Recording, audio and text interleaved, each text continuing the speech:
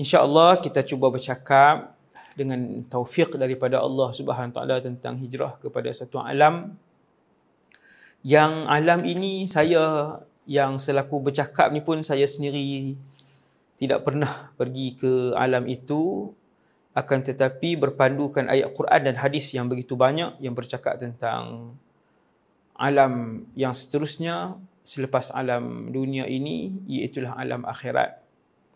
Jadi saya nak fokus tentang barzakh sebab selepas dunia tu barzakh. Sampai ke petang ini saya dan kita semua berada di alam dunia. Ini adalah alam yang ketiga selepas kita semua telah pun berada di alam ruh. Lepas dah alam ruh ni semua orang sudah berada di alam ruh termasuk yang belum lahir.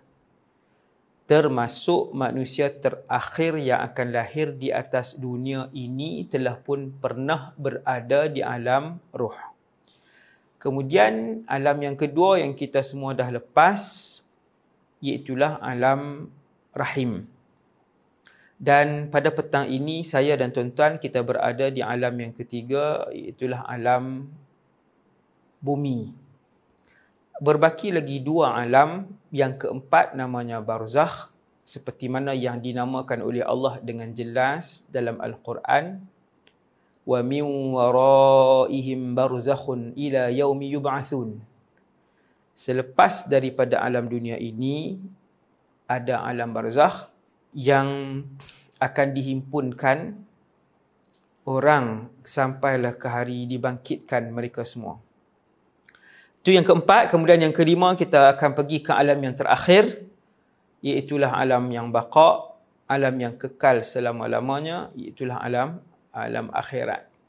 Muslimin, umat Nabi SAW yang dirahmati Allah sekalian, macam saya beritahu tadi, kita akan fokus tentang alam barzakh, sebab saya dalam pemikiran saya waktu dapat tajuk tu beberapa minggu yang lepas, saya terus tengok, saya terus sebut alam barzakh. Saya tak terlintas untuk bercakap tentang mahsyar, tentang sirat, tentang syurga, sebab dia terlalu luas. Jadi saya pilih untuk fokus tentang barzakh ni lah. Nombor satu, okey, kita terus masuk kepada tajuk. Yang pertama ialah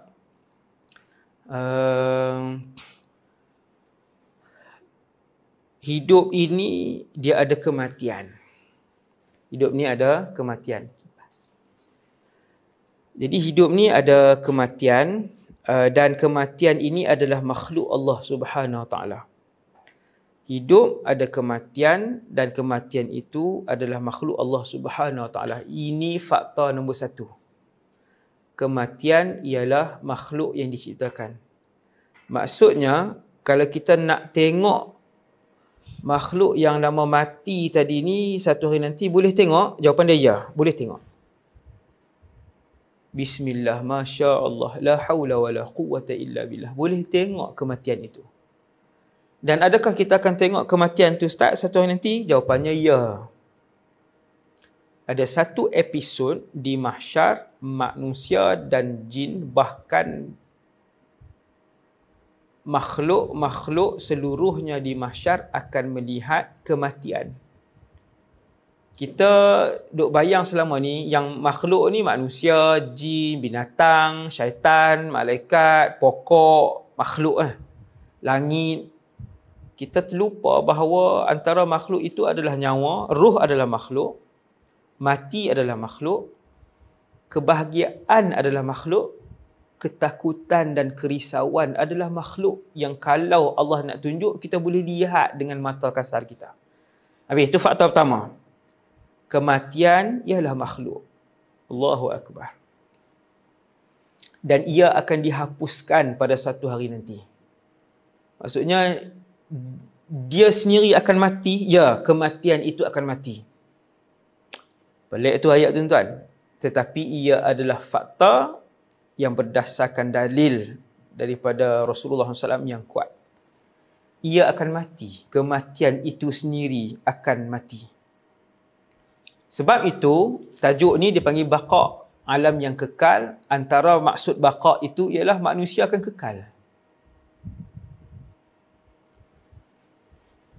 Antara maksudnya, mereka akan kekal selama-lamanya. Baqa itu maksudnya kekal. Hari ini atas dunia, sebahagian manusia yang cintakan dunia, yang kejar dunia, kalau kita tanya, nak tak duduk selama-lamanya di dunia ni? Dia akan jawab apa? Nak? Teringin tak hidup selama-lamanya? Nak, teringin. Hasbunallah wa ni'mal wakil. Itu fitrah manusia. Kalau boleh dia nak hidup selama-lamanya. Tuan-tuan sekalian, jadi fakta yang pertama, kematian itu makhluk dan dia sendiri akan mati. Kematian itu akan mati. Allahu Rabbi. Nombor dua, kullu nafsin dha'iqatul maut. Tiap-tiap yang ada nyawa akan mati. Bukan akan mati saja, akan merasakan kesakitan mati. Manusia akan mati dan dia akan rasa sakit. Jin akan mati dan dia akan merasakan kesakitan. Malaikat akan mati, binatang akan mati, syaitan akan mati. 5 makhluk ni yang akan merasakan kesakitan kerana mereka memperolehi ataupun mempunyai nyawa, roh. Ada nyawa. Roh tak mati. Ini jangan salah faham. Roh tidak mati kerana roh ni tuan-tuan, sejak daripada hari pertama dia diciptakan oleh Allah, dulu di alam roh dan dia akan kekal roh sampai kiamat selama-lamanya. Dia tak pernah mati. Hari pertama roh diciptakan, begitulah dia. Kemudian Allah Ta'ala ambil roh tadi, masuk dalam rahim, maka dia hidup dalam rahim. Daripada rahim, Allah keluarkan roh itu, dia keluar sebagai bayi. Dalam tubuh bayi itu ada roh. Satu hari roh itu akan ditarik keluar. Bukan dia mati dan rosak, dia tidak musnah. Roh itu tidak musnah. Ini hakikat. Antara hakikat yang kita boleh bincang, kita boleh renung. Tuan-tuan tadabbur, tuan-tuan cerita dekat adik-beradik, saudara mara kita, saya cerita. Roh dia takkan mati dan dia tidak akan rosak. Walaupun ketika kiamat, walaupun ketika kiamat, roh tak rosak. Dia hanya duduk di satu tempat. Dia tidak rosak. Yang rosak ini, tubuh ini rosak. Tubuh badan saya dan kita semua akan rosak. Adapun roh, dia kekal. Ajaib Sebab tu bila wa yas'alunaka 'anir ruh, qulir ruhu min amri rabbi. Ketika mana mereka bertanya kepada Nabi Muhammad tentang hakikat roh, roh ni apa?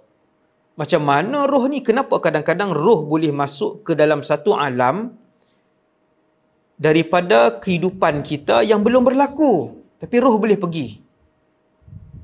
Roh boleh pergi ke satu alam, satu part daripada kehidupan kita yang akan berlaku lepas 18 tahun, roh dah pergi dah ke alam itu. Ke mana roh tu pergi? Dalam mimpi kan? Qulir ruhu min amri rabbi. Maka Allah jawab, wahai Muhammad, bagi tahu. Hakikat roh, rahsia roh ini adalah urusan Tuhanku. Allah perintahkan Nabi Muhammad bagi tahu kat orang yang bertanya pada zaman itu tentang hakikat roh ni apa. Seronok tuan-tuan, kita yang hidup ni, bila kita belajar tuan-tuan, bila kita belajar, antara soalan yang kita nak tanya lah nanti tiada manusia dan tiada ketua ulama yang boleh menjawab soalan ini, iaitulah apa itu hakikat roh. Maka kita beritu teringin tuan-tuan, saya lah cara peribadi saya ada ribuan soalan sepanjang saya belajar agama ni. Saya ada ribuan soalan yang saya nak tanya Allah Azza wa Jalla, ataupun saya nak tanya Nabi Muhammad sallallahu alaihi wasallam, seandainya insya-Allah waktu kita jumpa dengan Nabi nanti, nak tanya. Antaranya roh lah kan, hakikat roh ni, masya-Allah. Jadi yang kedua, hakikat kematian yang kedua ialah semua yang bernyawa akan mati. Ini yang kedua, yang bernyawa akan mati. Jadi saya nak ajak diri saya dan kita semua, cuba kita renung. Kita ni bernyawa dan masih hidup. Sekarang ini, Semua yang mendengar ceramah ni pada petang ni, semua kita masih bernyawa. Kita belum merasakan kematian. Kullu nafsin dha'iqatul maut. Akan rasa kematian itu. Termasuk Wahdi Anwar yang sedang bercakap, Allahumma hawwin alaina fi sakaratil maut. Allahumma hawwin alaina fi sakaratil maut. Termasuk saya yang bercakap. Kita akan rasa sakit kematian itu. Kata Sayyidatuna Aisyah, tidak sayogia kalian memohon untuk dimudahkan kematian, untuk menginginkan kemudahan dalam kematian setelah aku sendiri melihat keperitan mati yang dirasakan oleh Rasulullah sallallahu alaihi wasallam. Masih lagi dalam poin yang kedua ni, kedua, setiap orang merasakan kematian. Dah masuk poin yang ketiga dah sebenarnya, iaitu kematian itu satu kesakitan. Kata Sayyidatuna Aisyah yang menyaksikan sendiri kematian Rasulullah, bahawasanya Rasulullah itu merasakan kesakitan mati. Kita kata, Ustaz tersilap fakta kot Ustaz. Nabi manusia terhebat, takkan Nabi rasa sakit mati? Ya. Nabi merasakan kesakitan mati. Kalau dia yang paling disayangi oleh Allah, kekasih nombor satu Allah pun rasa sakit mati, kita ni, termasuk saya yang bercakap ni, apa? Kita ni siapa? Kita ni siapa, tuan-tuan, yang setiap hari melakukan dosa kepada Allah? Tiap-tiap hari. Setiap hari bahkan kita melakukan dosa kepada Allah. Kita ni. Kata Sayyidatuna Aisyah, hadis saya ulang sekali lagi yang tadi. Sepatutnya untuk mudah mati itu tidak lagi pernah diinginkan oleh mana-mana umat Nabi. Setelah aku melihat bagaimana Rasulullah merasai keperitan mati. Maksudnya sakit mati ni bukanlah tanda su'ul khatimah. Ya. Sakit ketika mati itu bukan tanda su'ul khatimah, kerana semua makhluk akan rasa sakit mati, termasuk para nabi dan rasul. Hasbunallah wa ni'mal wakil. Hasbunallah wa ni'mal wakil. Ustaz, boleh tak mau sakit mati? Jawapan dia tak boleh. Sebab tu Nabi tak ajak doa, Ya Allah hilangkanlah sakit mati kami ketika sakarat, tetapi Nabi ajak doa, Allahumma hawwin alaina fi sakaratil maut. Wahai Allah, ringankan kepada kami ketika sakaratul maut. Ringankan kepada kami ketika sakaratul maut. Itu yang berapa? Fakta yang ketiga tentang kematian. Mati itu sakit. Nombor 4, mati itu rahsia pada masa dan tempatnya. Tiada yang akan tahu bila, bagaimana, di mana tempat mati dia. Tak ada siapa akan tahu. Termasuk saya yang bercakap. Hasbunallah wa ni'mal wakil. Untuk menenangkan kita, menjawab soalan bagaimana, bila, di mana tempat kematian ini, nak bagi kita tenang dan senang hati, maka diajarkan oleh Rasulullah doa, Allahumma khtim lana bihusnil khatimah wa la takhtim alaina bisu'il khatimah. Doa ni Nabi ajak. Nak bagi kita tenteram 3 benda ni. Wahai Allah, matikanlah kami dengan husnul khatimah. Wahai Allah, janganlah kau matikan kami dengan su'ul khatimah.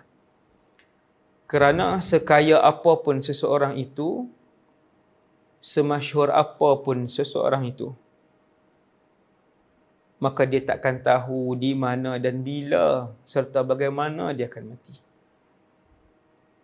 Tuan-tuan tengok manusia yang paling kaya kan. Beberapa tahun yang lepas, saya tengok ada satu orang manusia ni. Tuan-tuan, dia ada syarikat. Syarikat dia swasta. Ini cerita Malaysia ya, bukan Amerika Syarikat, bukan Great Britain, bukan di Japan. Ini Sultan Malaysia. Ada satu orang CEO kepada sebuah syarikat. Saya baca berita kematian dia. Dia mati dan staf ataupun pekerja dia 3,000 orang di seluruh Malaysia, termasuk Sabah Sarawak. Saya pun cari, dia digelar sebagai Iron Lady Malaysia, Iron Lady. Maksudnya satu orang wanita yang cekal, hemah, yang berkarisma tinggi. 3,000 tuan-tuan, kita pekerja 6 orang pun tak larat bayar gaji dah.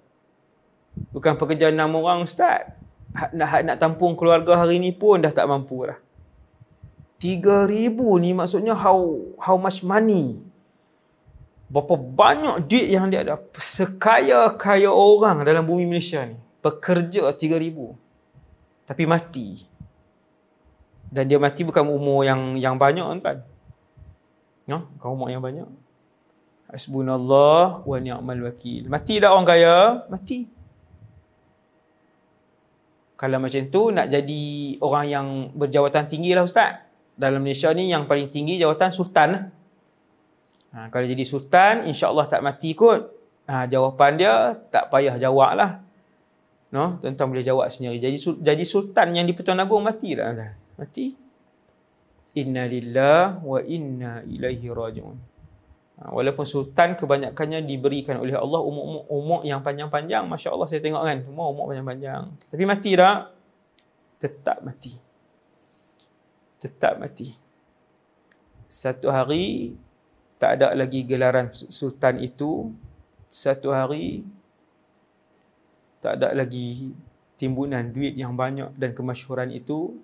Satu hari kamu hanya akan dibalut dengan kain yang berwarna putih, yang harganya tidak mencecah RM1,000 pun kain itu. Kullu nafsin dha'iqatul maut.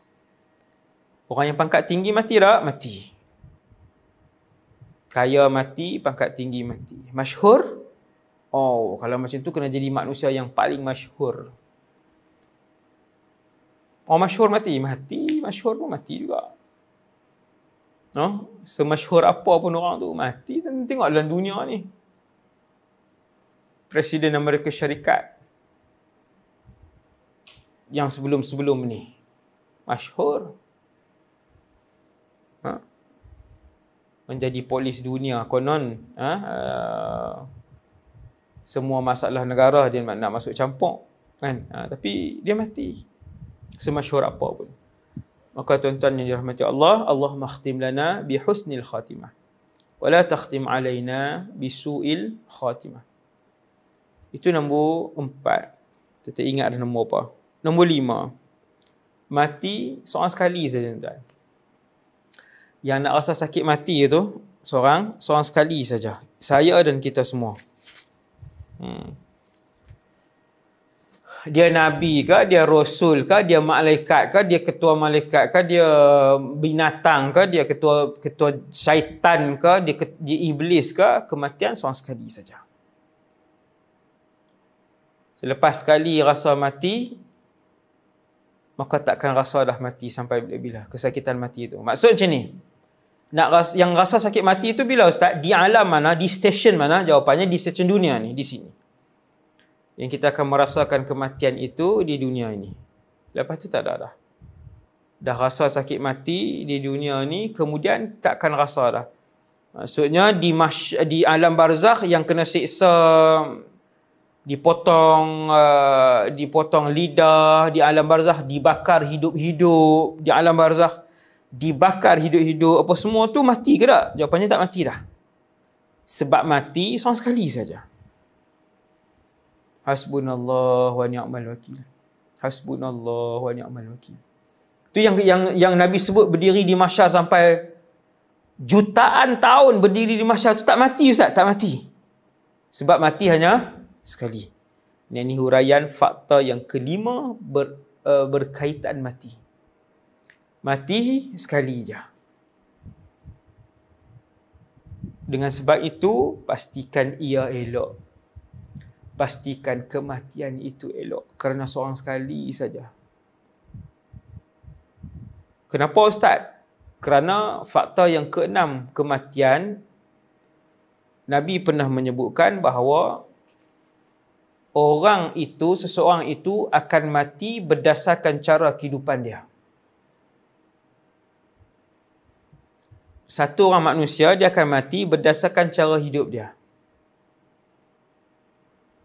Kalau hari ini, hidup dia dengan handphone sehari sampai 12 jam, 11 jam sehari pegang handphone, ini bukan contoh, ini fakta dan realiti. Sehari sampai 11 jam, 12 jam pegang handphone, sampai tak peduli ke anak, sampai tak peduli ke suami, sampai tak peduli ke rumah tangga, duk sibuk berniaga dengan handphone, sibuk dengan dunia sosial dia, maka dia akan mati dengan cara dia hidup. Dia akan mati dengan handphone tu lah, dia akan mati. Tenggelam dengan handphone tu, dengan media sosial, update tu, update ni, rakam yang tu, nak rakam yang ni, nak join yang tu, nak share yang ni, dia akan mati dengan cara tu. Tuan-tuan, ada manusia hari ni, walaupun isteri, tapi berbelas jam sehari dengan handphone tu. Suami ni dengan rumah tak teratur, suami itulah yang mandi anak, suami itulah yang bela anak, suami itulah yang bagi makan anak, suami itulah yang hasbunallah wa ni'mal wakil, akhir zaman. Manusia akhir zaman. Tapi tak mengaku bersalah, tak mengaku. Hasbunallah wa ni'mal wakil. Manusia akan mati berdasarkan cara hidup dia. Tuan-tuan, penuhkan kehidupan kita dengan mencari redha Allah Subhanahu Wa Taala. Saya cleaner je Ustaz. Macam manalah saya nak mati? Mesti saya mati dalam keadaan cleaner. Cleaner bukan kerja haram. Tukang bersih, cleaner bukan kerja haram, kerja yang mulia. Orang tak pijak paku, orang tak pijak sampah, tempat tu jadi bersih, tak ada binatang-binatang main buat kerosakan. Itu sebab usaha kamu membersihkan tempat itu. Niatkan ia kerana Allah, maka tiap-tiap hari kamu pergi itu, setiap kali sapuan kamu daripada tempat-tempat yang kotor itu adalah sedekah. Satu kali kamu sapu, itu adalah sedekah. Wa imatatul adha 'anit tariqi sadaqah, Nabi kata. Dan menghilangkan kecelakaan dan juga kesusahan di jalan orang lalu, itu adalah sedekah. Kita bersihkan tempat orang nak lalu lalang, ada tai, ada ayak, ada yang kencing, ada kekotoran, ada benda-benda bahaya, ada jarum, ada paku, ada kayu besar, kita yang bersihkan. Ranting dan sebagainya, ada sampah. Wa imatatul adha 'anit tariqi sadaqah, itu kerja yang mulia. Tuan-tuan bayangkan, tiap-tiap sapu itu adalah sedekah, dikira kebaikan. Berapa ribu kebaikan cleaner buat.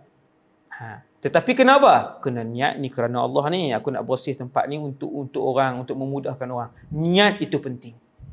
Itu juga akan termasuk dalam kalangan orang yang mati itu, yang mati yang baik, insya-Allah, mati yang baik.